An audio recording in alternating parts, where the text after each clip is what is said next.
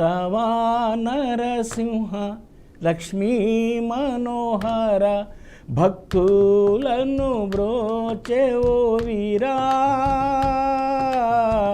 కావగరావా దేవా కావగరావా దేవా. ఈ పాట పాడితే ఈ పాట నేను రాసిన పాట వేరే వేరే వాళ్ళు కూడా పాడడం మొదలుపెట్టారు బొల్లారంలో. అరే ఇది నేను రాసిన పాట వాళ్ళు వేరే భజన మండలి వాళ్ళు కూడా పాడతారు అని అనుకుంటున్నాను. నేను ఇంకా ఎక్కువ రాయడం మొదలుపెట్టిన.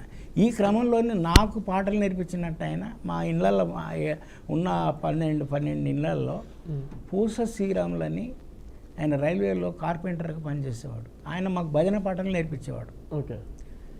అయితే నేను మా ఫ్రెండ్స్ ఒక ముత్యాలు హనుమంత్ అని పరశురాములని ఇట్లాగా వీళ్ళు పాటలు ఆ భజన కూర్చొని నేర్చుకునేవాళ్ళు.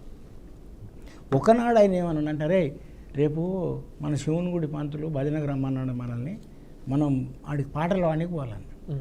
నేను పరిశాన్ అవుతున్నా, శివుని గుడి పంతులు మనల్ని లోపలికి రాణిస్తాడా, ఈ గుళ్ళోకి రావచ్చా, అక్కడ పాటలు పాడవచ్చా, నిజమే నా బావ అంటుంది. అవును రా భయ్ రేపు మనల్ని రమ్మన్నాడు సోమవారం అని అంటుందంటే వాళ్ళకి చెప్పింది ఎప్పుడు ఆదివారం పొద్దున్న నుంచి ఇదే నాకు ఇక యావా నిద్రపడతలేదు. రేపు ఎప్పుడవుతుంది, రేపు ఎప్పుడు వస్తుంది, నేను ఎప్పుడు వాడాలి, నేను అందులోకి పోతానా, అందులో కాలు పెట్టనిస్తాను. అసలు నాకు గుడి దగ్గర కాదు కదా, పక్కనే హనుమంతుని గుడి ఉంటుంది చిన్నది, అక్కడ కూర్చొని ఇచ్చేటోళ్ళు కూడా కాదనమాట. ఏం రాని అమ్మ మాల మంది నా కొడుకులారా అక్కడ కూర్చుంటారు, ఇక్కడికి లేవో అని ఇలా కొట్టేటోళ్ళు. అప్పుడు ఏం చేశానంటే నేను రోజు రాసేటువంటి సినిమా ట్యూన్ల మీద రాయొద్దు పాట, ఓన్గా మంచిగా పాట రాయాలి శివుని మీద అని ఒక పాట రాసిన. ఈ పాట రాసినాం, సాయంత్రం అయింది, ఇక పోవాలి ఆ డోలకు హార్మోని గజ్జలు అవన్నీ తీసుకొని బయలుదేరేసి ఆ గుడి దగ్గర పోయినాం. గుడిలో గడపలో కాలు పెడుతున్నాను నేను లోపట.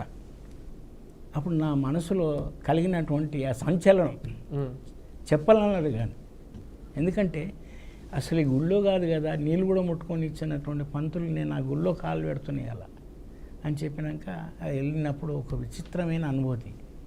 అక్కడికి వెళ్ళి అంత ఇట్లాగే కార్పెట్, రెడ్ కార్పెట్ ఉంది, దాని మీద వేసుకొని కూర్చున్నాం. ఇక మొదలు మా బావగారు ఆయన పాటలు మొదలుపెట్టిన గణేష్ ఉందని అది ఇప్పుడు నువ్వు వాడరా అన్నాడు. అప్పుడు నేను శివుని మీద రాసిన పాట పాడినా. ఆ పాట